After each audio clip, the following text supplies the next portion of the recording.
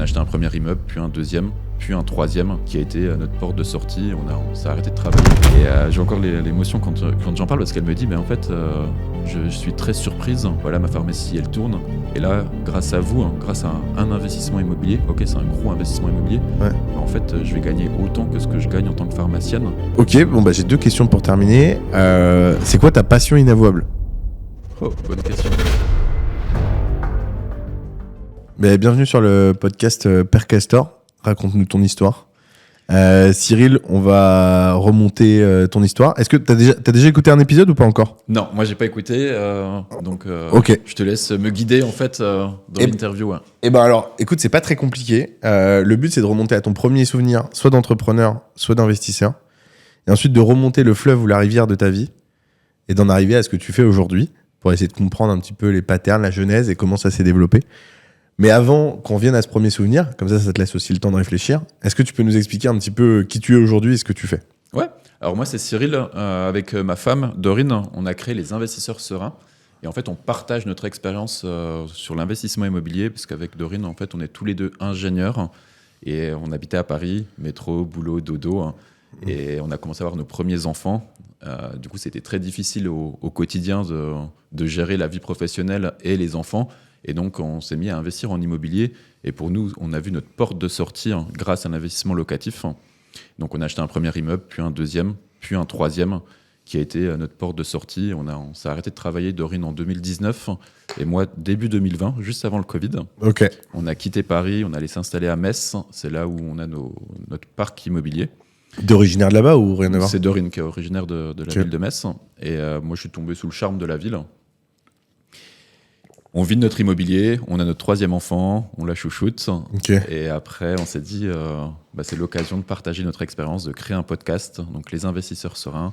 Et puis très rapidement, on a été amené à accompagner des personnes à investir également en immobilier. Okay. Et essentiellement, nous, notre expertise, c'est les immeubles. Donc on partage notre expertise sur ce sujet-là. Ok, du coup, aujourd'hui, tu as donc 3 immeubles à Metz que tu loues et qui te permet d'avoir un cash flow qui te permet d'en vivre. Exactement. Et vous avez une formation à côté qu'on a créée, effectivement, formation et accompagnement, parce qu'on se rend compte que la plateforme de formation en elle-même, c'est compliqué de passer à l'action. Quand on s'est mis à être coach, finalement, en investissement immobilier, avec Dorine, on imaginait qu'on allait aborder des points techniques, la fiscalité, l'expertise et tout ça. Ouais. Et finalement, on se rend compte que 75% des discussions sont d'ordre psychologique. Ouais, bien sûr. De réellement, est-ce que c'est une bonne affaire, de les rassurer par rapport à ça, ou au contraire de leur dire qu'ils font fausse route. Ouais. Et voilà, donc on les aide sur toutes les étapes de l'investisseur immobilier. Quoi. Ça fait combien de temps ? Ça fait un peu plus de 2 ans. Depuis 2022. On a créé le podcast en mars 2022 et on accompagne les personnes depuis octobre 2022. Ok, ça marche. Et concrètement, est-ce qu'on peut avoir des chiffres ? Alors j'ai mes questions, t'as tes réponses, c'est pas obligé de répondre à tout, mais est-ce qu'on peut avoir des chiffres, le cash flow qui vous permet de vivre aujourd'hui avec 3 immeubles ? Qu'est-ce qu'on peut espérer finalement ? Qu'est-ce que vous avez fait ? Le nombre d'élèves que vous avez aujourd'hui ou qu'est-ce que ça donne ? Et puis le podcast, si tu veux en parler, mais j'imagine que le podcast c'est pas lucratif, c'est plus un média de communication. Alors c'est surtout Dorine le podcast. Ouais. Elle a toujours. C'est vrai que j'en ai pas écouté un seul avec toi d'ailleurs. Ouais, parce que j'interviens très peu sur le podcast. C'est surtout Dorine en fait. Elle prend énormément de plaisir à partager en fait sur le podcast. Toujours plein d'idées, toujours de bons conseils. Et pour elle, même si demain, aujourd'hui, en fait, on vit complètement nous notre immobilier. Okay. Donc le développement des investisseurs sereins, c'est vraiment quelque chose qui est porté sur du développement personnel, découvrir des nouvelles choses, entreprendre aussi en couple. On a entrepris sur l'investissement immobilier en couple, on entreprend sur les investisseurs sereins en couple. Okay. Avec Dorine, on est très complémentaires, donc ça permet elle toute la partie créative, c'est son côté. Moi, je suis plutôt le côté implémentation, structure, gestion de projet. Et du coup, pour revenir sur ta question, le podcast, c'est un réel plaisir pour elle de pouvoir échanger. Et c'est aussi l'opportunité, comme on le fait aujourd'hui, de rencontrer d'autres. C'est un vecteur de rencontre d'autres investisseurs immobiliers, de pouvoir échanger, de se rendre compte qu'on n'est pas tout seul, et de faire des belles rencontres et de pouvoir continuer à voir les personnes indépendamment du podcast. Et alors tu m'as répondu, peut-être tu voulais pas me répondre, mais je sais pas, ou sinon t'as peut-être oublié, sur la partie cash flow, cash flow et formation. Ouais. Finalement, moi, ça m'intéresse, de savoir vous, combien ça vous génère, mais surtout, qu'est-ce qu'on peut espérer finalement si on a une situation un peu similaire avant de revenir à tout ça et qu'on comprenne comment ça s'est fait, c'est finalement quel résultat on peut obtenir. Ouais, tout à fait. Donc nous, aujourd'hui, on a autour de 7 000 € de cash flow par mois. Avec 3 immeubles? Avec les 3 immeubles, ouais. Donc c'est des gros immeubles alors quand même. On est sur, on a 30 locataires en tout, notre parc immobilier. Et nous, vous faites pas de courte durée? Non, on fait pas de courte durée. On a fait le choix de rester en longue durée. Ça nous suffisait largement. Avec ces 7 000 €, ça nous permet de vivre paisiblement, de pouvoir partir en vacances à chaque vacances scolaires. Ouais. Et voilà. Donc 3 immeubles, 30 locataires, un locataire commercial. Ok. Et aujourd'hui, en fait, on ne vit pas des investisseurs sereins, donc notre programme d'accompagnement. Chaque année, on crée en fait on améliore notre accompagnement. Et du coup, aujourd'hui, on est en train d'accompagner environ 100 personnes aujourd'hui. Ok, vous avez une centaine de personnes. Depuis 2 ans, ouais. Ok. Ouais. C'est un accompagnement sur 1 an, donc du coup, il y a des personnes qui sont sorties entre-temps. Formation plus accompagnement ou juste accompagnement sans personne? Formation, accompagnement, ouais. Donc il y en a qui prennent que la formation, c'est quoi? C'est que du e-learning? Très peu. Très peu. Moi, je suis pas fan de commercialiser juste la plateforme. Ok. On est vraiment sur un package où... Mais finalement, l'accompagnement, c'est un peu comme nous du clé en main, d'une certaine manière, non? Sauf que vous chassez pas pour eux, quoi. Non, du coup, nous, en fait, moi, j'aime bien prendre l'exemple de on apprend à pêcher. Donc, on va t'expliquer comment il faut faire. On va te le réexpliquer chaque semaine pendant les séances de coaching.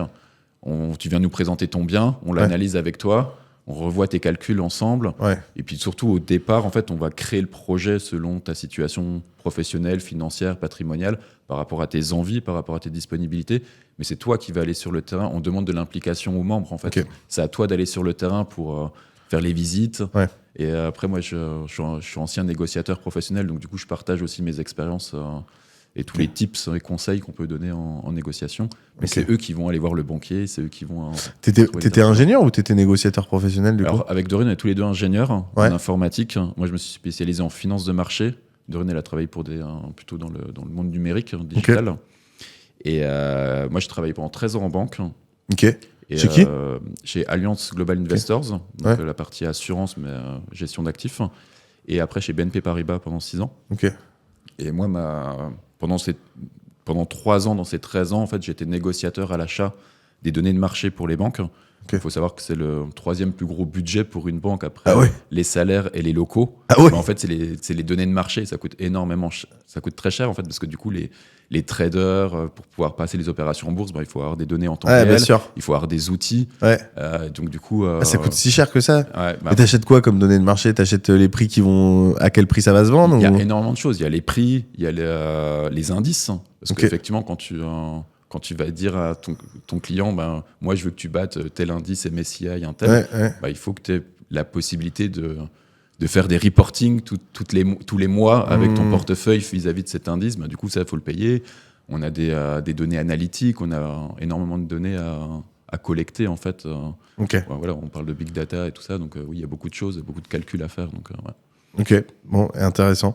Donc du coup, une centaine de personnes accompagnées, ce qui est pas mal, parce que du coup, ça veut dire que sur 2 ans, vous êtes à une moyenne, vous êtes à une moyenne de 10 personnes par mois, en gros. Donc ce qui est quand même bien pour très bien connaître cet écosystème de la formation, parce que je te l'ai pas dit tout à l'heure sur le podcast, mais j'ai aussi participé à un centre de formation, donc je connaissais beaucoup de formateurs, donc 100 c'est déjà bien. 3 immeubles. Alors ce qui m'intéresse juste qu'on revienne là-dessus avant qu'on revienne à ton premier souvenir, 7 000 € de cash flow. Vous avez mis de l'apport, vous avez des rendements qui sont très importants. Comment vous avez généré? Grosso modo, une rentabilité de 10%. D'accord. En fait, ce qui s'est passé, c'est que moi, j'avais de l'argent de côté quand on s'est lancé en investissement immobilier. Je connaissais pas grand-chose à l'immobilier, donc pour moi, c'était naturel de mettre de l'argent parce que je voulais pas que mon argent dorme sur mon compte bancaire. Et en fait, ce qui s'est passé, c'est qu'avec Dorine, on voulait investir à 50-50. Et donc, du coup, elle n'avait pas énormément d'argent de côté. Et donc, tout de suite, elle m'a mis un stop en me disant, écoute, moi, je veux participer à 50-50 parce qu'on va être impliqué de la même manière dans le projet. Donc, en gros, on va mettre de l'argent à la hauteur de ce que moi, je suis capable de mettre. Donc, au final, on a mis quelques milliers d'euros pour les frais, grosso modo, au départ. On ne connaissait pas les histoires de frais de notaire qu'on pouvait se les faire financer comme un acte en main. Donc, on a mis les frais de notaire, les frais de garantie. Et le mobilier, parce que c'est pareil, on ne savait pas qu'on pouvait faire financer le mobilier. Donc ça, c'était comme ça qu'on a construit notre premier immeuble. Et en fait, ce premier immeuble répondait à un besoin qui était l'envie d'investir en immobilier pour préparer son avenir et pour se dire je fais quelque chose de mon argent et plus tôt on le fait, mieux c'est. Ok. Ça, on était déjà. Mais avec 10% de rendement, 7 000 € de cash flow, c'est quand même beaucoup.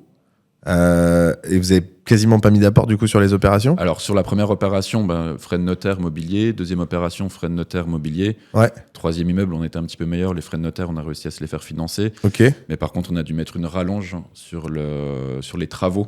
Ok. Parce qu'en fait, ce qui s'est passé, c'est qu'on a acheté notre premier immeuble en décembre 2016. Ouais. On l'a mis en location début 2018. Ok. Donc, ce qu'il faut savoir, c'est que nous, on a investi à Metz, on Ouais. habitait à Paris. Ouais. Moi, j'avais beaucoup de déplacements professionnels. Donc, Ouais. on n'était pas là pour suivre les travaux. J'y allais un samedi tous les 3 semaines. Ouais. Ok. J'avais 1,2 m. Voilà. J'étais OK avec ça, de me dire ça va prendre un peu plus de temps. Mais il y a des différés qui sont là pour ça. Donc, on avait construit notre projet comme ça. Août 2018, on achète notre deuxième immeuble. Ok. À chaque fois, nous, quand on achète un immeuble, en plus, on est dans un secteur protégé, donc il faut monter une demande préalable de travaux, passer par un architecte, expliquer ce qu'on fait à l'intérieur, faire un reportage photo. Donc voilà, il y a tout ce délai d'instruction. Ouais. Et derrière, en fait, on refait tout à neuf. On redessine les appartements, on réagence et on refait tout à neuf. Ça fait partie de la sérénité qu'on veut par rapport à notre parc immobilier. Les investisseurs sereins. Exact. Août 2018, du coup, on achète notre deuxième immeuble. Ouais. Et ce qui se passe, c'est que octobre 2018, je retourne voir les banques parce que on a trouvé un troisième immeuble qui est notre porte de sortie. Ok.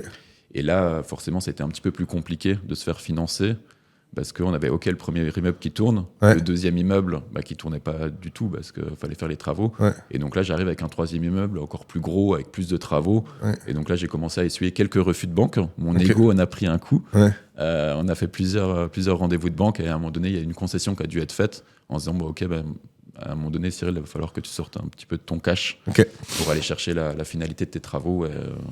Parce que le projet, c'était notre porte de sortie pour s'arrêter de travailler. Donc, on était convaincus qu'il fallait le faire. Ouais. Ok. Et quand tu dis 10%, c'est net ou brut? Net.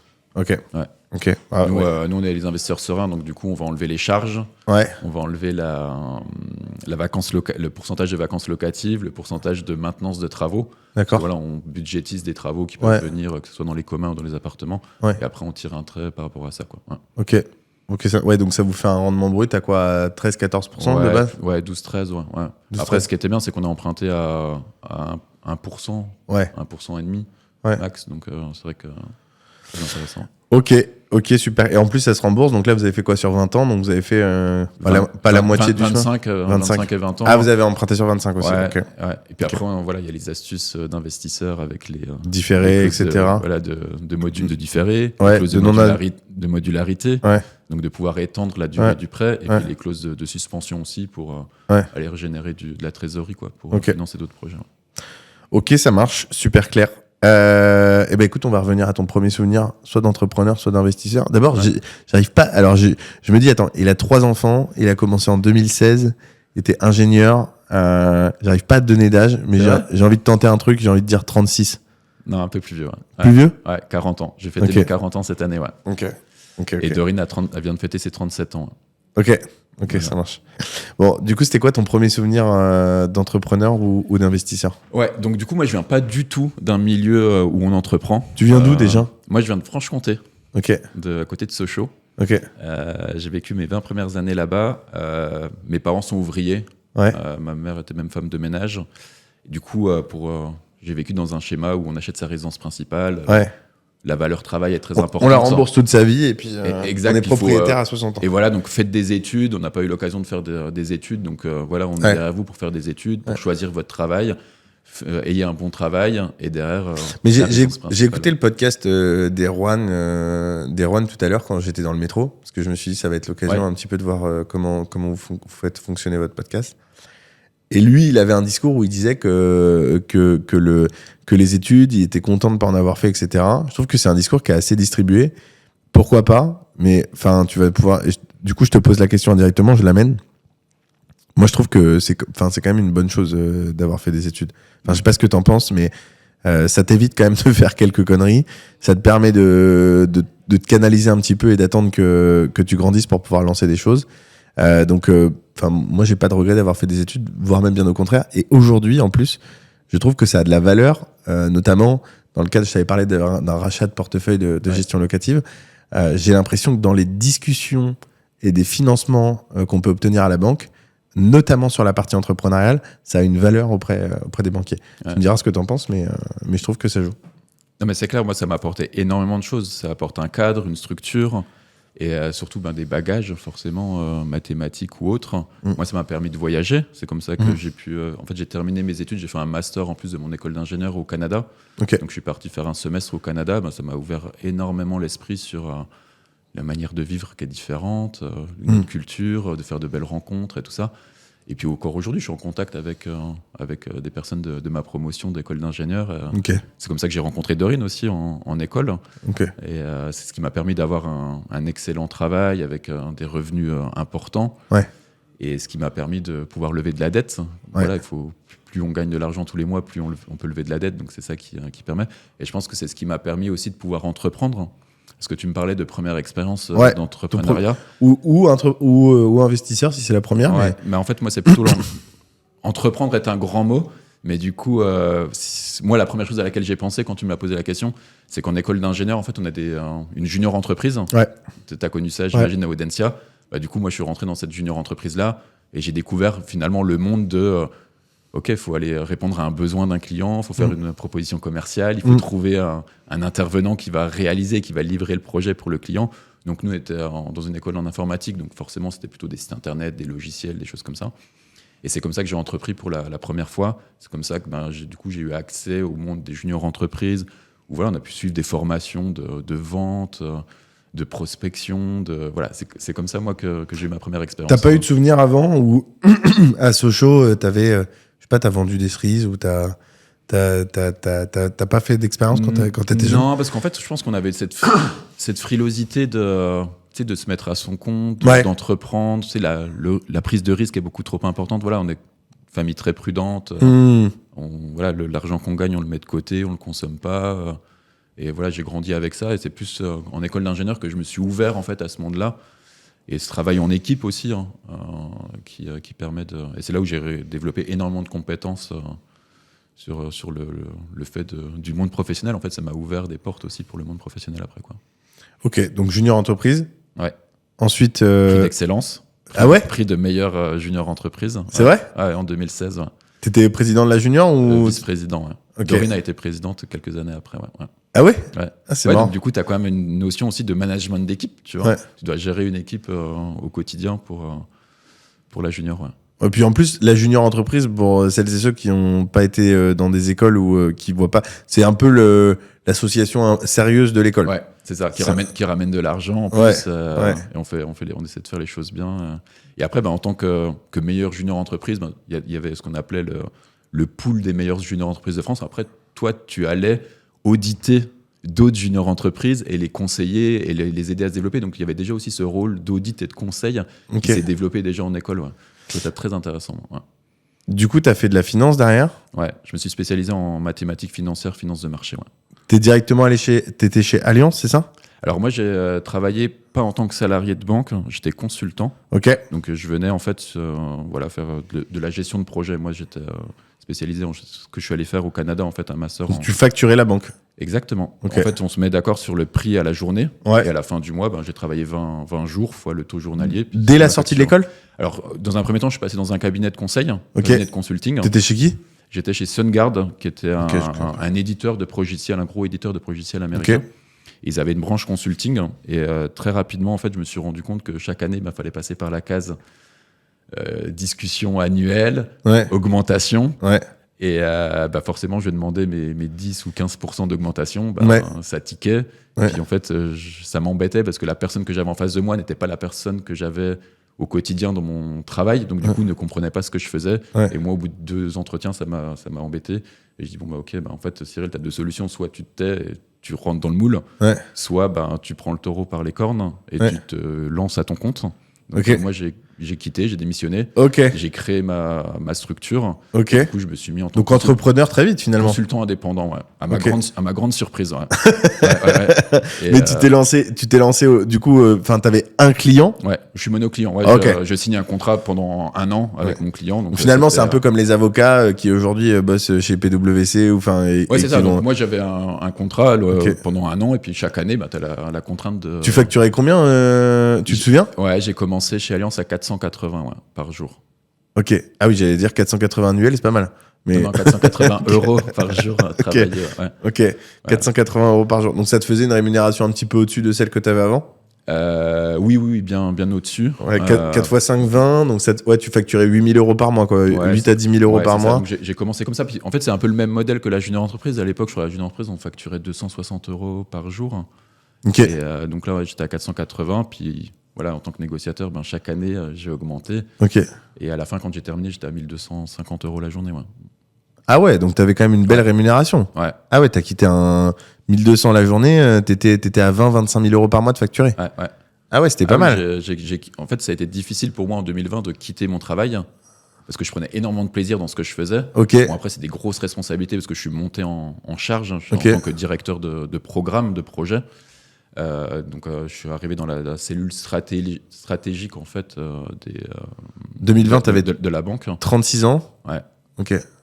Ouais, puis en plus, t'as zéro charge. Tu factures 25 000, mais ça rentre dans ta poche, quoi. Ouais. Bon, après, t'as les impôts, etc. Oui, dessus, mais... bien évidemment, là, on parle de chiffre d'affaires. Ouais. Après, faut. Mais c'est du service, donc à part c'est du l'imposition, service, t'as... Ok. Bah, c'est pas mal. Putain, je pensais pas que tu pouvais, en tant que consultant, avoir un mono-client. Et du coup, c'était la même boîte pendant 13 ans, c'est ça? Non, pendant 7 ans, j'ai travaillé chez Alliance, donc 3 ans en tant que salarié d'un cabinet. Ouais. Et après, à mon compte. Et après, je suis passé de chez Alliance chez BNP Paribas. Ok. Et voilà, là, je me suis, comme je disais, j'ai quitté la cellule informatique pour aller dans la cellule projet stratégique de la banque. Et donc, du coup. Et t'avais un plafond de verre ou t'aurais pu aller plus loin? Non, au-dessus de 1500 euros, c'est quand même difficile de facturer plus. Ok. La journée, par contre, le levier, c'est d'aller placer d'autres consultants. Ok. Voilà, et de pouvoir prendre une marche sur ces consultants-là. Ce que t'as fait? Ce que j'ai commencé à faire, ouais. Ok, donc t'avais une structure où t'avais 2-3 consultants? Ouais, c'est ça, j'avais mon cabinet de conseil qui était une SARL. Ah, t'avais un cabinet de Ouais, conseil? donc c'est une SARL ou une Ok. URL, j'étais tout seul. Ok. Et puis après, du coup, en tant que directeur de projet, j'avais l'opportunité d'aller... je sais de quoi on parle, mais la complexité, c'est de trouver le besoin du client Ouais. et les compétences qu'on met en face Ouais. avec le bon timing. Donc ça fait 3 composantes à trouver, en plus de ma charge de travail. Du coup, c'était compliqué, mais j'ai réussi à placer quelques consultants comme ça dans les banques, quoi. Ok. Et tu as revendu cette boîte ou Non. t'en as fait quoi? Non. T'as arrêté l'activité, point? J'ai arrêté l'activité et du coup, on a déménagé à Metz. Ok. On a profité de notre vie de famille. Et puis voilà. Pas de recurring sur cette activité? Non, parce C'était qu'en que ta force de travail, il n'y avait pas moyen d'avoir... En fait, c'est ma tête, en fait. Du coup, Ouais. la valeur de ma société était ma valeur dans la société. Et du coup, les gens m'achetaient moi avec mes compétences et mon expérience. Du coup, c'est pas... Ouais. Voilà, il n'y avait pas de capacité à revendre une experte. Voilà, c'est Ouais. dépendant de moi, en fait, et de mon temps de travail, finalement. Ouais. Ou alors, et puis revendre ta place, il aurait fallu aussi éventuellement à tes consultants. Ouais, encore, c'était difficile à c'est matérialiser. difficile. Ouais, c'est difficile. Ok. Bah, c'est d'ailleurs un des apprentissages business que j'ai eu. Je pense que j'ai mis 3 ans ou 4 ans à le comprendre. Mais c'est mon gros apprentissage business là, de fin d'année dernière, début de cette année. C'est de ne lancer uniquement des business. Si je lance un business, c'est uniquement avec une activité possible de MRR ou de recurring sur les revenus. Ouais. Sinon, je lance pas l'activité. Je trouve que c'est trop dur d'aller à la guerre tous les mois, avoir de nouveaux clients. Ouais. Parce que c'est vraiment difficile. Et en plus, comme tu dis, du coup, tu valorises difficilement parce que du coup, si t'es pas présent, la marque, elle ne fonctionne plus. Exact. Et 2, c'est difficile d'automatiser, un peu comme ce que vous avez fait en immobilier, c'est-à-dire d'avoir du récurrent parce que vous avez des locataires. Là, c'est difficile d'automatiser. Ou alors, dans ce cas, il aurait fallu que tu aies plein de consultants et que tu gagnes de l'argent sur tous les consultants. Ouais. Mais in fine, il aurait fallu que tu sois quand même un peu là parce que quelqu'un aurait dû chapeauter pour aller chercher les contrats. Exactement, il faut les encadrer. Et puis le client, il veut toi, quoi. Après, peu importe si tu es tout seul ou 3 personnes derrière. Mais... Ah oui, toi, tu vendais en fait du temps à d'autres boîtes et c'était tes consultants qui te faisaient le taf et tu le distribuais ensuite? Non, en fait, je facturais à la même banque mais du coup des consultants qui répondaient à une expertise ou une compétence spécifique. D'accord. Et c'était pareil, eux facturaient à la journée Ok. et on regardait à la fin du mois le nombre de jours, quoi. Ouais. Ah, je trouve que c'est hyper dur de lancer des business sans possibilité d'avoir du recurring derrière. Mais c'est dépendant de ton temps et de ton image de marque. Ouais. Et voilà. Après, moi, ça me convenait très bien parce que je prenais énormément de plaisir. Chaque année, tu sais, t'es dans une pente ascendante. En Ouais. fait. Chaque année, tu augmentes ton taux journalier. Chaque année, tu gagnes en galon parce que voilà, dans la banque, il y a quand même cette notion de hiérarchie aussi. Donc je savais où ça allait m'emmener. Ça aurait changé quoi si tu avais fait la même chose en salarié? Moins libre de tes choix, de Ok. tes projets. Ok. Et T'aurais moins gagné ou tu penses que t'aurais fini à une rémunération in fine qui aurait été plus ou moins Ah similaire? non, j'aurais beaucoup moins gagné parce que le cabinet marge énormément sur nous. Hein. Ok. Et je trouvais que le cabinet en plus était mauvais pour négocier. T'aurais pas pu être salarié de la banque?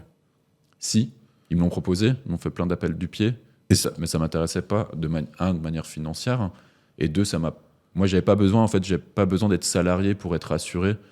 Voilà, T'étais assez confiant sur le fait d'avoir des contrats? J'étais assez confiant de me dire je sais ce que je vaux, Ouais. je sais mon background, je sais l'expertise que j'ai, et ça va aller se revendre facilement dans d'autres banques. En fait, Comment on fait pour aller se vendre à une banque comme ça? C'est vrai que j'ai des copains, là je te rencontre, il y a plusieurs personnes qui font ça, qui arrivent à vendre des prestats de consulting. Comment on vend une prestat de consulting à une grosse structure comme ça? C'est du bouche à oreille. Ok. En fait, le milieu est pas si grand que ça. Et quand tu gères des gros projets, le dernier projet que j'ai géré chez BNP Paribas, forcément, ça a fait beaucoup de bruit sur la place. En plus, le projet s'est super bien passé. Donc forcément, derrière, les autres banques veulent aussi cette expertise-là, veulent mettre en place ça, et donc du coup, vont venir te chercher. Ok. En fait, Oui, mais- c'est un réseau, en fait, c'est du bouche à oreille, quoi. Ouais. Alors ça, d'accord, sur ce moment-là, mais comment tu te lances? Comment tu fais ton premier contrat à 480 € la journée? Parce qu'en fait, c'est le client dans lequel j'étais. On a eu un accord tripartite entre mon client, mon cabinet de conseil et moi pour dire on arrête. Et maintenant, D'accord. Ok. le directeur de la banque a dit écoutez, Donc tu as repris le taf finalement Ouais. que tu avais dans le cabinet Ouais, de conseil, ouais. mais tu l'as fait. Ok. Ouais. Donc finalement, tu as été positionné un peu comme. J'ai un copain là qui est conseiller en gestion de patrimoine. Il a repris des clients qu'il avait de la boîte où il était ouais, salarié. donc, du coup, on peut se dire c'est malsain tout ça, mais il faut tout remettre dans son contexte. C'est que c'est moi qui ai apporté ce contrat-là D'accord. à mon cabinet de conseil parce qu'en fait, moi j'étais déjà stagiaire dans la banque. Et en D'accord. fait, mon ancien directeur de stage a continué à me suivre sur la dernière année et m'a dit Cyril, le jour où tu es diplômé, tu m'appelles. Il m'a créé un poste sur mesure et il m'a dit j'ai pas la capacité de t'embaucher. Moi à l'époque, je voulais être embauché en interne dans la banque. J'ai pas la capacité, passe par ce cabinet-là avec qui je m'entends bien, que ça se passe bien. Et du coup, c'est comme ça que ça s'est construit. Ok. Et 2 Ok. ans et demi après, quand il y avait un point de rupture avec le cabinet, Ouais. moi j'ai expliqué à mon client en mode je peux plus continuer comme ça. Ouais. Il m'a dit t'as qu'à passer à ton compte, on peut faire le contrat. Je lui ai dit ouais mais moi je suis engagé par rapport à eux. Ouais. Et là il m'a dit écoute on va faire une réunion tous les trois autour de la table. D'accord. On va trouver une porte de sortie. Oui, Et c'est toi qui l'avais amené en et fait. C'est comme ça Ouais, que ok, c'est ok. arrivé quoi. Ouais. Ok, ouais, donc c'est un peu particulier. Ouais. Non, mais parce que j'ai l'impression qu'il y en a qui font des missions de conseil, mais je sais pas, c'est pas très clair sur ce sujet-là, de la manière dont c'est fait. Ouais. J'ai l'impression que c'est pas limpide, quoi. Enfin, t'as pas un marché où tu vas sur l'équivalent de Le Bon Coin et tu recherches des missions de conseil Ouais, et tu c'est- postules. Ouais, c'est J'ai l'impression dur, que c'est pas dur, comme hein. ça, c'est que du Ouais. bouche à oreille, de la C'est dur. recommandation, Ouais, du. ouais. Ok. Mais en fait, après, juste pour finir là-dessus, en fait, dans ce rôle-là, en tant que consultant, en fait, tu rentres sur un besoin bien spécifique. Mais qu'est-ce qui fait que tu restes pendant 7 ans ou 6 ans dans la banque? C'est parce que tu as une certaine capacité à évoluer, à te montrer que finalement, tu es un élément qui fait le taf, qui a envie d'apprendre, qui est motivé. Et en fait, du coup, ton besoin devient plus large et plus large et plus large. Et en fait, ce que je faisais au bout de 13 ans de banque versus quand je suis rentré, ça n'a plus rien à voir parce que du Ouais. coup, j'ai su tirer les ficelles au fur et à mesure pour prendre ma place. Et tu charbonnais ou Ouais. ça allait? Ouais. Ah ouais, Ouais, tu charbonnais de ouf. Ouais, beaucoup de déplacements professionnels. Ok. Et Dorine, en fait, quand on a commencé à avoir des enfants, elle me disait le week-end, tu sais, Cyril, t'es là physiquement, et je le vois dans tes yeux que t'es pas là. Je dis, ouais, en fait, ça cogite pendant tout le week-end sur les projets de la banque, en fait. Donc, non, c'est ça, Dorine m'a mis un vrai ultimatum. En me disant, ouais. en fait, on peut pas continuer comme ça. Puis moi, c'était pas le modèle de vie que j'ai eu. Toi, mes parents étaient disponibles, ils pouvaient venir me chercher à l'école à 16h30. Ouais. J'avais du temps avec eux, le mercredi, les week-ends, tout ça. Et moi, du coup, le soir, je rentrais même pas parce que j'étais à l'hôtel. T'étais là que le week-end. Ouais. Et quand je partais le matin, que j'étais à En Paris, fait, tu commences, puis après, tu as l'appât du gain, l'argent, le développement, la croissance au sein de la boîte. Exact. Ouais. Et donc, tu te fais happer par le système, quoi. Ouais. Puis après, ça doit être dur, hein, parce que si tu factures 20-25 000 et te dire, OK, drop the mic, on se lance sur faire des podcasts sur Instagram, à faire des stories. Non, à l'époque, on n'avait même pas l'idée encore du podcast et tout ça. Hein. C'est vraiment en mode. Vous avez fait de l'IMO et vous êtes dit, OK, on arrête. On vit notre immobilier avec 7 000 euros, ça nous suffit largement. On va habiter à Metz, ça sera très bien. Donc vous étiez habitué à pas dépenser alors? Ouais, moi je suis pas consommateur. Hein. Okay. Ouais, dans le sens où plus je Parce que si tu factures 20-25 000, en gros, il te restait quoi? 12 pour toi tous les mois, 10-12? Ouais, 10-12. En gros. 10-12, j'imagine que Dorine, elle prenait au moins entre 3 et 5 si elle était salariée à côté. Ouais, 3, 4, ouais. Donc ça veut dire que vous avez quand même divisé quasiment par 2 votre niveau de vie, quoi. Ouais, mais en fait, ça changeait pas grand-chose parce que moi, j'ai toujours été éduqué, je pense, par mes parents de mettre de côté. Ouais. Et en fait, plus je gagnais, plus t'épargnais. Plus j'épargnais, en fait. C'était pas plus je consommais. Je veux dire, l'appartement, il était pas dingue à Paris alors qu'on aurait pu prendre quelque chose de plus dingue. Ok, on avait notre plaisir d'aller souvent au restaurant, mais ça s'arrêtait là. On partait pas aux Seychelles, on partait pas aux Maldives, on partait. Nos vacances, on partait à Metz pour aller faire 25 visites d'immeubles, quoi, tu vois. Donc ça coûtait rien, quoi. Et on n'était pas du tout dans la consommation. Toi, j'ai pas de Rolex, j'ai pas de Porsche, j'ai pas de. Et tout l'argent, en fait, ça venait pour montrer aux banquiers qu'on était un bon gestionnaire. Pour aller lever de la dette, quoi. Ouais, parce que du coup, vous avez une situation financière aussi qui aidait. Vous avez acheté les montants de l'immeuble, tu te souviens combien ça vous a coûté en gros? Pour la petite histoire, quand on a commencé à investir en immobilier, il y a eu tout un cheminement je me faisais approcher par des conseillers en gestion de patrimoine. Du coup, j'ai failli m'embarquer sur un Pinel, donc en défiscalisation. Notre côté ingénieur est ressorti avec le tableur Excel, puis s'est rendu compte que ça marchait pas, son truc. Donc, puis je dis à Dorine, mais peut-être qu'il faut quand même mieux le faire que rien faire. Et elle me dit, attends, on peut aller... Ce qui est vrai. Ouais, exactement. Mais on peut aller comparer. Quitte à faire un truc, on habitait à côté de Gambetta à l'époque. Ok, on va aller à Gambetta, visiter un appartement. Et là, on voit un studio de 30 mètres carrés et ça valait 270 000, un truc comme ça. Puis après, on s'est dit, machin, la contrainte, tout ça. Puis après, on en est arrivé à acheter un immeuble à Metz. L'immeuble était affiché à 320, je l'ai négocié à 273. Et après, il y a 150 000 euros de travaux derrière, mais tout ça pour dire que l'immeuble de 273 000 équivaut à un studio à Paris, tu vois, 30 mètres carrés.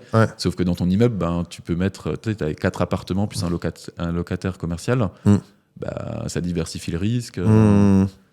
T'as beaucoup plus de revenus. Et donc vous avez choisi Metz parce que Dorine était originaire de Metz? Ouais, c'est ça. Puis c'était à 1h20 en TGV. Ouais, c'est à côté Metz. Ça se fait bien. Voilà. On n'est pas allé plus loin que ça. Ok. On a vu que c'était attractif. Et ça, pas de vacances locatives, ça marche très peu. En fait, on est près du campus universitaire. Vous louez à des étudiants? Essentiellement des étudiants. À ma grande surprise, en fait, le Metz n'est pas très loin du Luxembourg.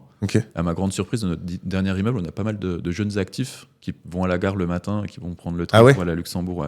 Je m'attendais pas à ça. Voilà, comme quoi des fois on peut cibler une population. C'est clair. Moi c'est exactement ce qui s'est passé.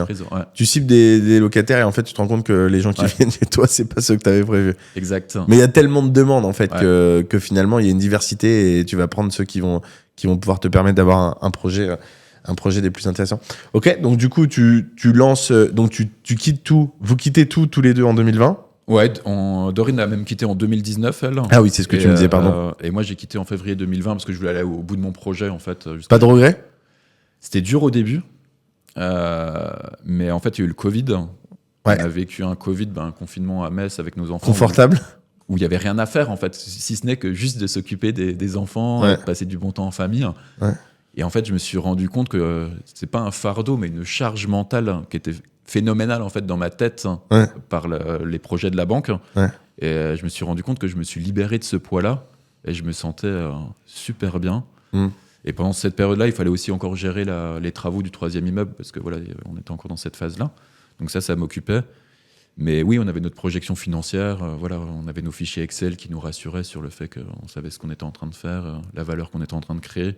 Donc on était rassurés par rapport à ça, quoi. Ok, donc vous avez fait ça. Et pendant 2 ans, qu'est-ce que vous avez fait alors avant de lancer le podcast? Du coup, on a eu notre 3e enfant. On a pu la chouchouter. C'était une condition, en fait, pour avoir notre 3e enfant, de ne plus travailler tous les deux. Donc ça a été un vrai objectif pour nous. Et au bout d'un moment, tu tournes vite en rond. C'est marrant parce que depuis le début, tu dis de ne plus travailler. C'est pas que tu travailles plus, c'est que tu travailles différemment. Je travaille différemment, Ça, on pourra en revenir effectivement tout à l'heure, mais... Je pense que tu as été tellement habitué à utiliser le terme travail d'une manière stricto sensu aller au travail avec une personne responsable, que du coup t'as du mal à réussir à dire le mot, où tu dis bah en fait je travaille aujourd'hui mais d'une manière différente. Indirectement aujourd'hui faire ça c'est du travail parce que en réalité on crée du contenu qui va être utilisé sur des plateformes, qui va permettre de relayer ce qu'on veut et de continuer à gagner en notoriété pour commercialiser des services qu'on peut proposer, mais aussi se rencontrer tous les deux, potentiellement créer du réseau et avoir des synergies qui vont créer d'autres opportunités. Mais aujourd'hui, c'est nous qui décidons de notre agenda. On est maître de notre agenda. Mais ça reste du travail. Ça reste du travail, mais en fait, on prend du plaisir dans ce qu'on fait. C'est nous qui avons décidé de faire ça. Et du coup, le travail, t'associes ça à quelque chose de... Enfin, là où tu ne prends pas de plaisir ? C'est une bonne question. Je prenais aussi du plaisir en plus chez BNP. C'est ce que tu disais tout à l'heure. T'étais très épanoui, t'étais content de ce que tu faisais. Mais ouais, ça n'a peut-être pas le même sens parce que du coup, tu travailles pas de la même manière. Puis là, de pouvoir le faire avec Dorine, avec sa femme, d'entreprendre ensemble, de se mettre des objectifs ensemble, de s'élever ensemble. Nous, pourquoi on a créé les investisseurs sereins ? Pourquoi on a créé le podcast ? Pourquoi on a créé l'accompagnement ?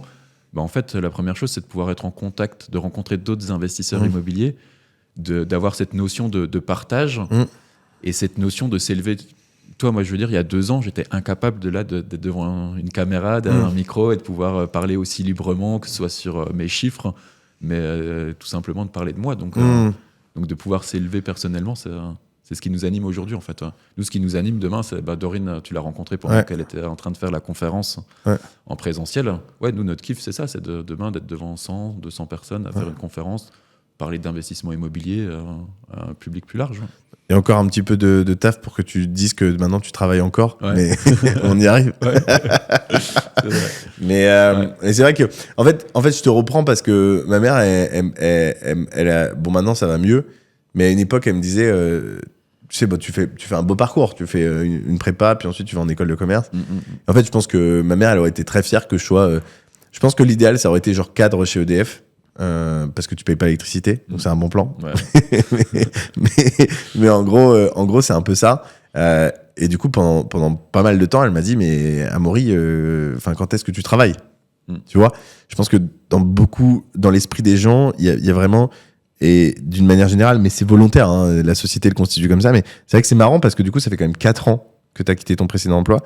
Et encore aujourd'hui, tu utilises le terme « je travaillais avant, aujourd'hui je travaille plus », alors que tu travailles juste d'une manière différente. Et c'est pas parce que tu travailles de cette manière-là, en plus, que c'est moins rémunérateur. Parce que souvent, le travail, il est fonction d'une rémunération. Et donc, même si on peut être bénévole, etc., et donc travailler... la majorité des gens qui travaillent aujourd'hui, lorsqu'ils font un travail, c'est pour espérer une rémunération. Et donc, finalement, tout ce que tu fais aujourd'hui, de manière directe ou indirecte, moi, le podcast, ça m'a apporté beaucoup de business, notamment rien que juste un épisode. J'ai fait tous les podcasts. Ça m'a permis de rencontrer Thomas parce que je l'ai invité. Il m'a dit, OK, viens sur mon podcast. Je suis passé dans son épisode. Je pense qu'en facturé post-podcast, il faudrait que je regarde dans le détail, mais on doit être à 80 000 € de clients qui sont venus, des investisseurs, suite à l'écoute du podcast. Donc, en fait, oui, faire un podcast comme ça, c'est cool. Et d'ailleurs, je m'en veux pas, mais tu vois, tout à l'heure, on a parlé d'autres choses et pas nécessairement de business. C'est OK parce que je pense que j'avais besoin de faire ma thérapie. Donc, ça m'a fait du bien.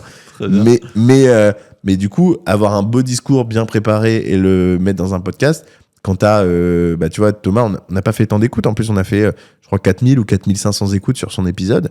Alors, ce qui était beaucoup, mais finalement, quand tu regardes 4500 pour des épisodes de podcast, des fois, c'est pas tant que ça. Avec YouTube, peut-être 5500 parce qu'il y a 1000 vues sur YouTube. Mais du coup, ça nous a apporté ça en face. Donc, finalement, ça reste du travail. Mais du travail beaucoup plus agréable qu'aller rendre un dossier et se faire taper sur les doigts parce qu'il manque une virgule où il y a une faute d'orthographe sur le PowerPoint qui fait... Il faut être au bureau à 8h30. C'est ça. Et voilà. C'est une manière différente de travailler. Mais investir en immobilier, c'est un travail. Tu vois, c'est un travail. C'est un travail. Et c'est d'ailleurs pour ça que des boîtes comme les nôtres aussi existent, que ce soit la tienne d'une manière où tu vas accompagner, ou nous, où on fait du clé en main. Parce que juste, on n'accompagne pas les mêmes profils, mais finalement, ces gens-là se rendent compte que c'est du travail et donc ils ont besoin d'être aidés là-dessus. Quand t'es étudiant, tu travailles. Tu travailles pas pour l'argent, mais tu travailles aussi. Mais OK.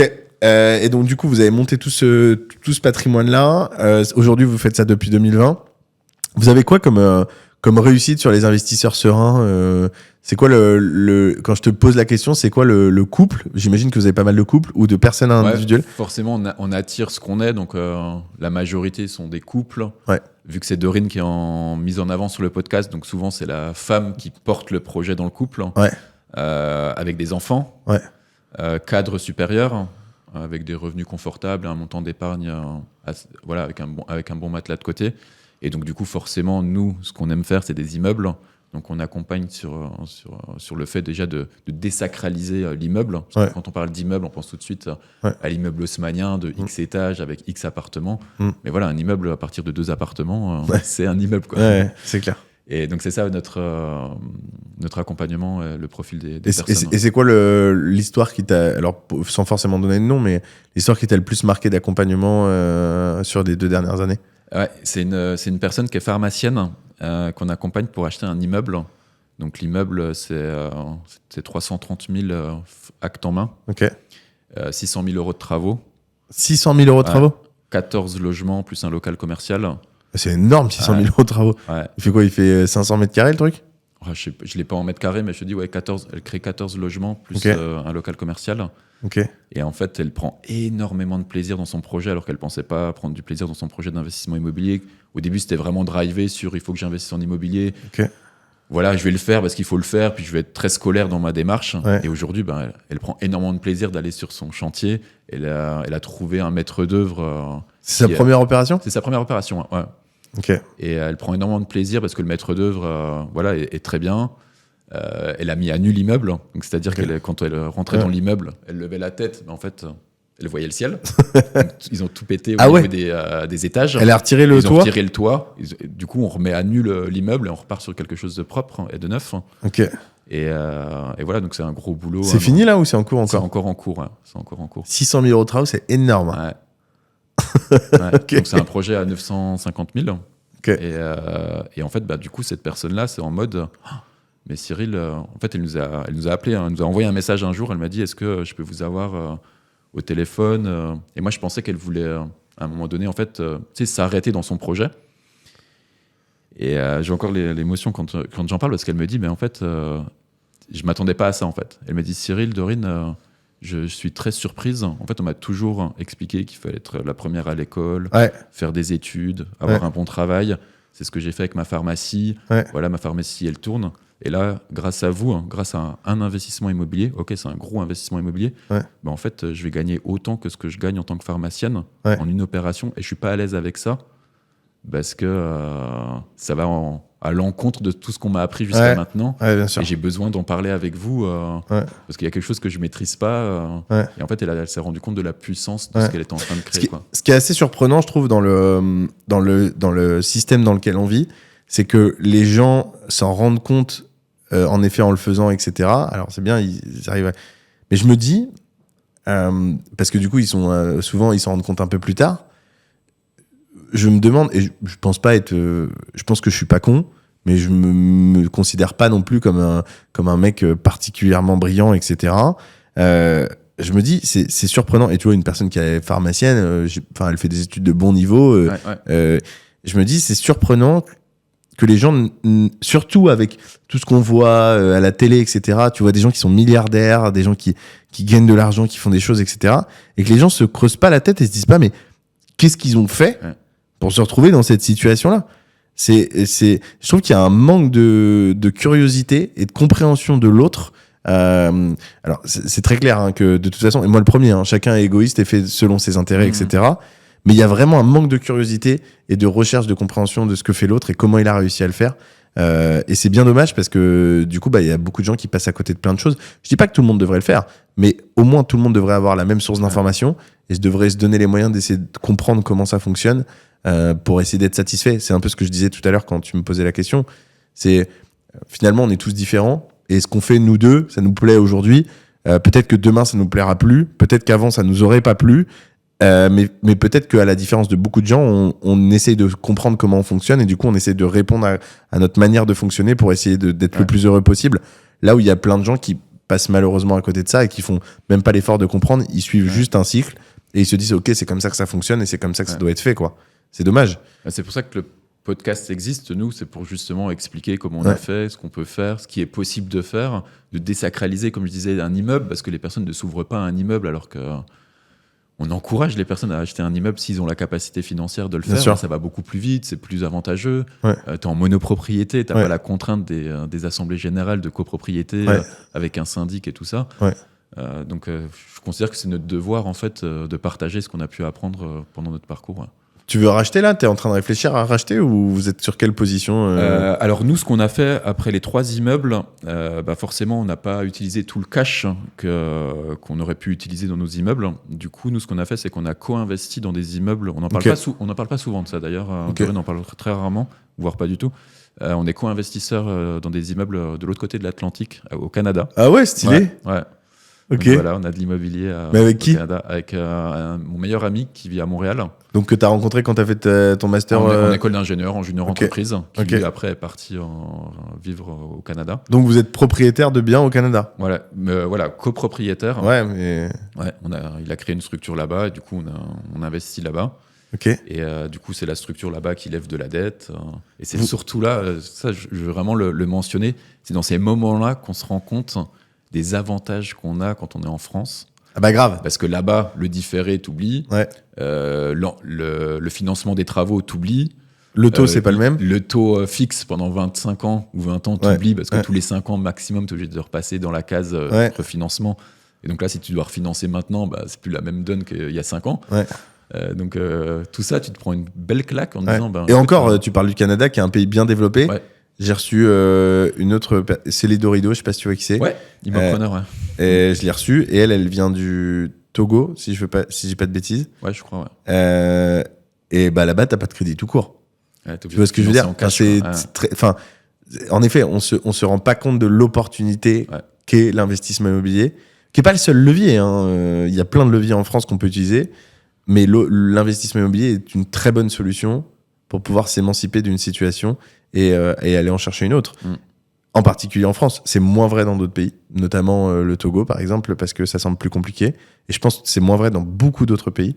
Et donc, c'est marrant ce que tu dis. Mais alors, pourquoi investir au Canada si les conditions sont moins bonnes? C'est l'opportunité. Okay. L'opportunité que c'était complètement passif. C'est passif, dans le sens où c'est lui qui gère. Bon, après, on a des appels de temps en temps dans l'année pour regarder les deals ensemble. Mais c'est lui qui gère. Vous en avez beaucoup? On a 4 immeubles, ouais. Ah, quand même? Ouais. Mais on est plusieurs investisseurs dans le portefeuille. Il a fait genre un club deal et... Ouais, c'est ça, en fait. Il y a une tournée, une ronde d'investissement chaque année où chacun peut remettre. Donc nous, on donne notre cash. Okay. Voilà, donc c'est pas ce qu'on recommande dans un premier temps. Pour les personnes qui veulent investir en immobilier, faites ça en France, utilisez la dette pour vous faire financer. Nous, c'est le surplus de cash qu'on envoie là-bas.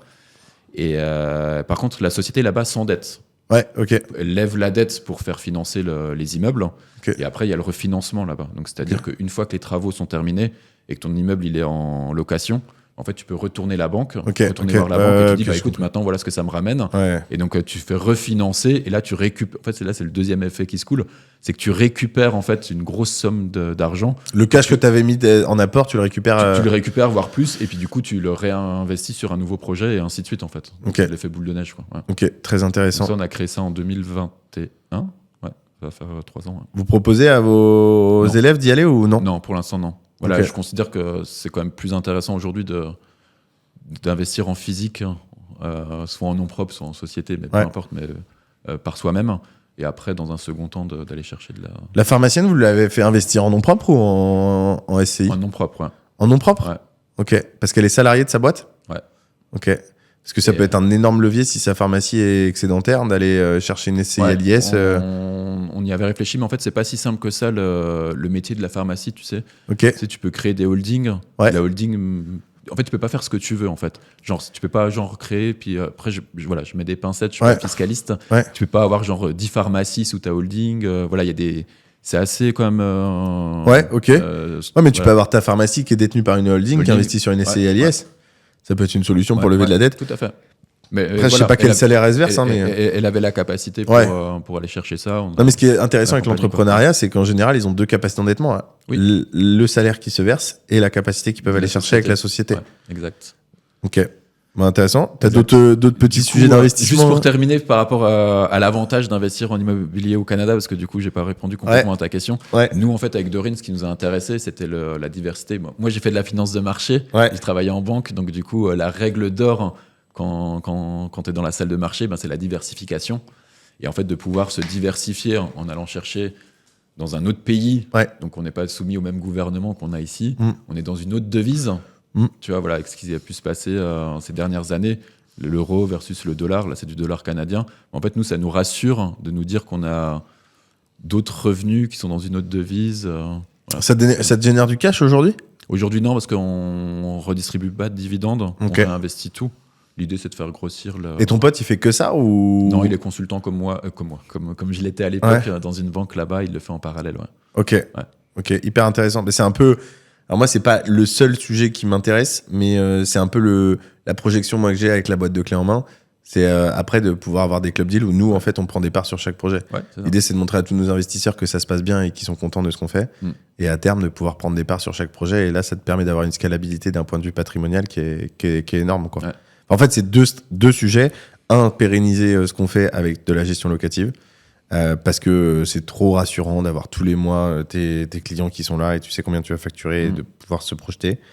Et deux, de pouvoir investir après avec tout ce pool d'investisseurs et de les emmener. Déjà, ils sont convaincus par l'immobilier. Normalement, ils sont contents de nos services parce qu'ils sont clients chez nous. Ouais. Et donc, les motiver à pouvoir investir sur d'autres projets ensuite. Et je me dis, si tu prends... Enfin, moi, j'ai un pote qui a fait ça, mais en gros, autour des 30% sur chaque projet. Avec le levier que tu utilises par rapport au levier bancaire, tu peux faire un patrimoine de zinzin, quoi. Ouais. Enfin, ça peut être assez important. Ok, j'ai deux questions. Alors une troisième avant de poser les deux dernières questions pour conclure. C'est est-ce qu'il y a d'autres sujets d'investissement dont tu nous as pas parlé outre le Canada? Parce qu'on se diversifie, on fait des belles rencontres grâce au podcast. On a beaucoup apprécié Jérémy Nabé, que tu dois connaître, le hôte du podcast Ça fait un bail. Ouais, ok.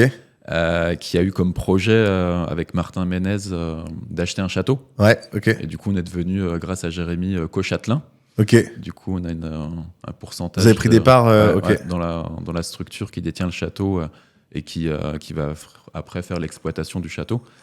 Et voilà, je trouvais ça intéressant de à la fois participer à la rénovation du patrimoine français. Ouais. L'histoire qu'ils ont autour de ce château est vraiment intéressante et de pouvoir prendre part à tout ça. Et aussi, d'autre part, d'être en contact avec d'autres investisseurs français. En immobilier, c'est toujours intéressant. Et c'est quoi, vous pouvez y aller une semaine par an, il est loué, c'est quoi le... Alors là, ils sont en train de faire des travaux. Je sais qu'ils ont organisé leur premier séminaire il n'y a pas longtemps. L'idée, c'est ça, c'est de pouvoir organiser des mariages, des séminaires. Voilà, après, c'est pourquoi pas un jour, avec les investisseurs sereins, d'organiser un événement là-bas, de faire venir les gens. Et il y a une capacité de couchage aussi directement au château. Ah, c'est important, ok. Donc ils peuvent faire des bootcamps, des séminaires, des masterminds, des choses comme ça. Ok. Il y a de quoi faire, c'est dans la Sarthe. Il y a combien de couchages? Je crois qu'il y en a une quarantaine ou une cinquantaine là en ce moment. Ouais. Chambres individuelles ou des chambres... Plutôt dortoirs, ouais. Ouais, ok. Non, parce qu'on en parlait justement avec Gérald pour trouver un lieu, mais bon, les gens en général, ils aiment bien avoir leur propre chambre. C'est un peu la limite. Ok. Ok, intéressant. Un autre sujet encore ou on a fait le tour là? Forcément. Du coup, on a acheté notre résidence principale. Ok. À Metz? À Metz, ouais, c'est assez récent. Du coup, on voulait pas acheter de résidence principale, mais l'opportunité s'est présentée. Puis on est rentré dans le jeu de pouvoir acheter en dessous du prix du marché. Puis finalement, après, tu rentres dans l'engrenage de tout refaire. Parce qu'on peut pas faire un minimum de travaux, on est obligé de tout refaire. Ouais. Du coup, ça fait un peu plaisir sur les matériaux, les équipements et tout ça. Donc vous avez pu être financé, même si aujourd'hui vous étiez plus collaborateur. Effectivement, quand on allait lever de la dette, on était un peu stressé, mais on a pris ça étape par étape. Et en fait, on s'est appliqué ce qu'on enseigne à tout le monde. Mm-hmm. Et avec Dorine, au départ, on voulait pas aller sur le projet en mode on va aller voir la banque, on va pas être finançable. Mm. Et on s'était laissé une nuit dessus. Et en fait, en se levant le lendemain matin, on s'est dit mais attends, on peut pas dire à tout le monde qu'il faut aller lever de la dette, qu'on trouvera toujours des solutions vis-à-vis du banquier. Et finalement, de ne pas l'appliquer à nous-mêmes. Donc, on y est allé en mode, on va mener la négociation au mieux. Une fois qu'on aura eu la négociation, on va aller voir la banque. Et là, du coup, on trouvera des solutions pour se faire financer. Et, effectivement, on a pu se faire financer l'acquisition, les travaux. C'était quand ? C'était c'était en juin 2021. Ok. Et non, pardon, en juin 2022, juste au moment où les taux commençaient à augmenter. D'accord. Le problème, c'est que c'était une succession qui était compliquée, donc le vendeur n'était pas encore propriétaire, du coup, ne pouvait pas signer de compromis. Ok. Du coup, j'ai réussi, avec la banquière, À à bloquer. bloquer un prêt, Ouais. à éditer une offre de prêt, mais j'avais bien mis dans les petites lignes qu'on avait 1 an pour débloquer la première enveloppe de l'acquisition. Ok. Et on a signé l'offre de prêt en juillet, Ok. on a bloqué un taux à 1,50, Ouais. 1,80, je sais plus, juste pendant l'augmentation. Et Ouais. en fait, on a signé qu'en février 2023, du coup. Ok.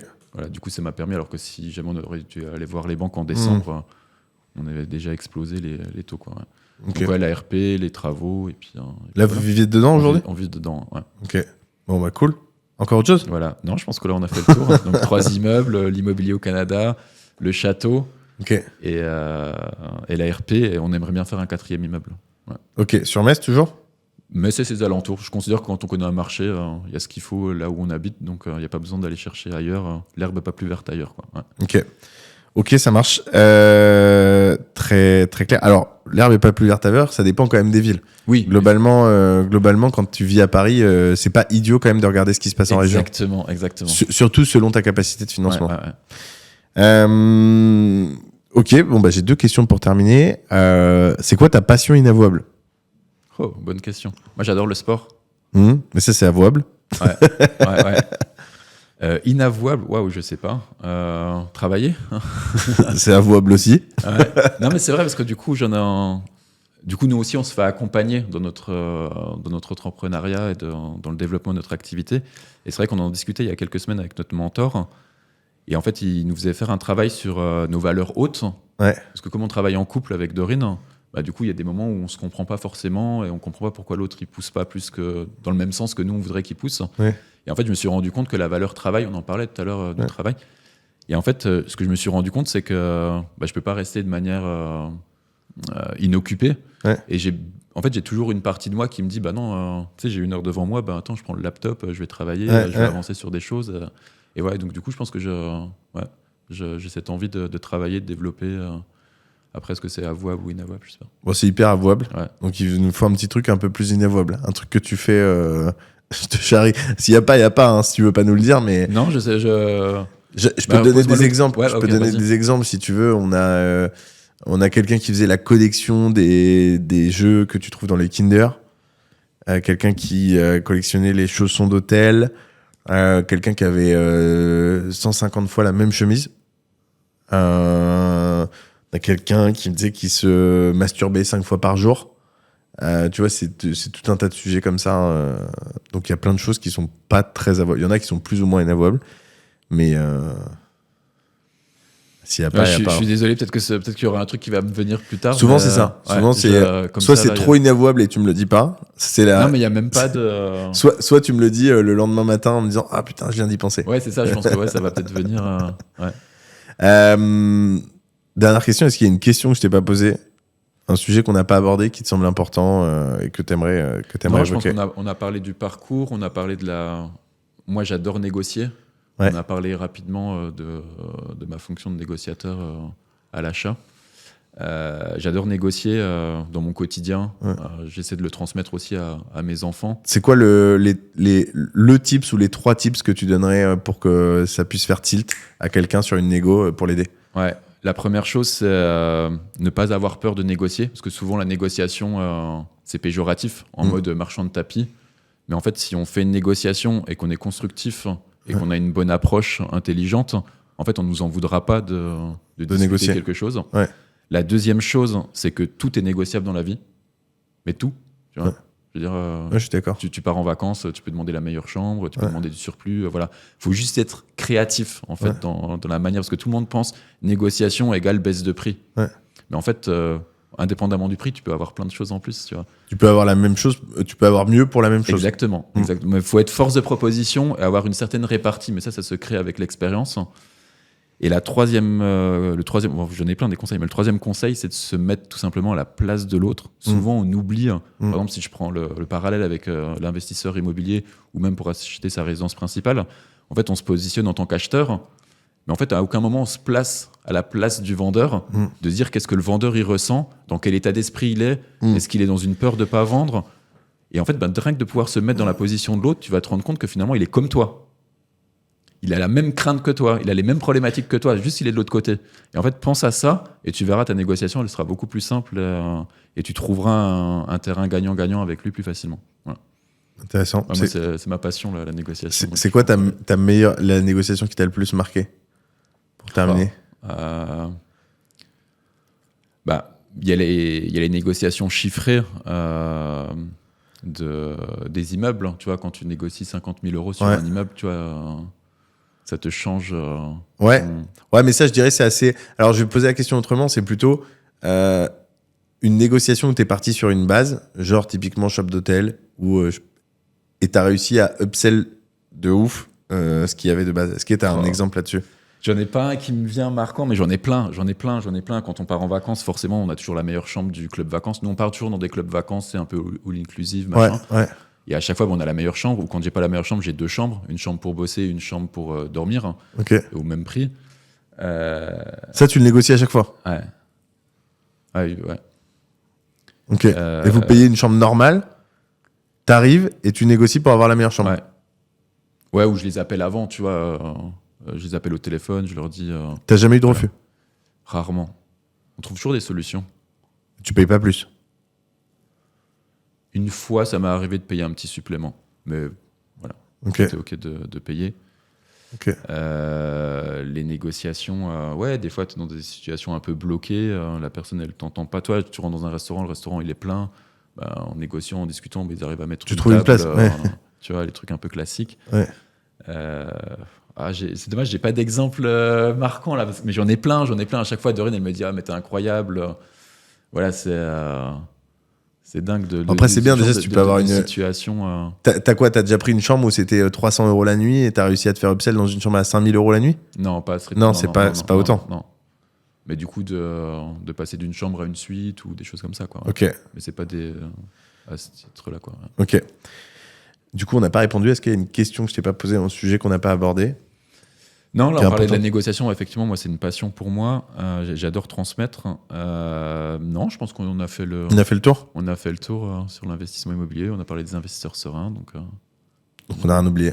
Ouais. Tu as été beaucoup plus carré et cadré que... Ouais, je pense que c'est ma nature d'ingénieur. Ouais, puis je sais pas ce que j'ai là. Ça fait longtemps que j'ai pas lu de livre et du coup, je sens qu'il faut que je relise pour que ça recadre mes propos. Je parlais de Sarkozy sur ton podcast. J'ai écouté sur Légende et il disait... Je m'en fiche que mes enfants ils aient des bonnes notes à l'école. Enfin, ils s'en fichent pas, mais c'est pas la priorité. Mais je veux 3 choses, j'en ai retenu que 2, malheureusement. Mais c'est qu'ils fassent du sport et qu'ils lisent. Il y avait un 3e point. Et je trouve qu'il a tellement raison, genre. Enfin, quand tu fais du sport régulièrement. Alors, moi, ça se voit pas parce que je suis plus gros que toi, mais je fais quand même 3 heures de sport par semaine. Et quand je lis, ça change tout dans la manière dont je suis concentré, la manière dont je m'exprime, etc. Ouais. Mais c'est vrai que malheureusement, c'est des tâches où je prends pas trop de plaisir. En fait, c'est des tâches souvent où tu prends du plaisir à partir du moment où t'en fais beaucoup. Mais l'entre-deux, il est fatigant, je trouve. Ouais. Genre, quand tu lis que de temps en temps, c'est relou. Quand tu fais du sport, mais pas de manière vraiment très récurrente, c'est relou aussi. Ouais. Donc, faut lancer la machine, puis une fois que ça rentre dans ta routine, on va dire, c'est beaucoup plus facile. Et c'est un excellent point, le sport. Nous, avec la vie qu'on a pu se créer, en fait, on a l'opportunité d'aller récupérer nos enfants à 16h. Ouais. Du coup, ils font énormément d'activités sportives. Chaque sortie d'école, le mercredi, et on essaie de transmettre un maximum ces valeurs-là à nos enfants, effectivement. Ouais. Bon, si on a fait le tour, c'est parfait. Merci d'être venu à Paris. T'as d'autres épisodes après, j'espère? Non, j'en avais un avec toi juste avant, mais je reprends le train tout à l'heure. Ouais, c'est sympa, t'as fait l'aller-retour exprès alors. Ouais, c'est cool, ça fait... Ah non, t'es venu hier soir quand même pour rencontrer d'autres entrepreneurs. Ok, ça va. Merci beaucoup d'être venu, et puis à bientôt alors. Merci à Amaury pour l'invitation, et puis à bientôt. Salut. Bye bye.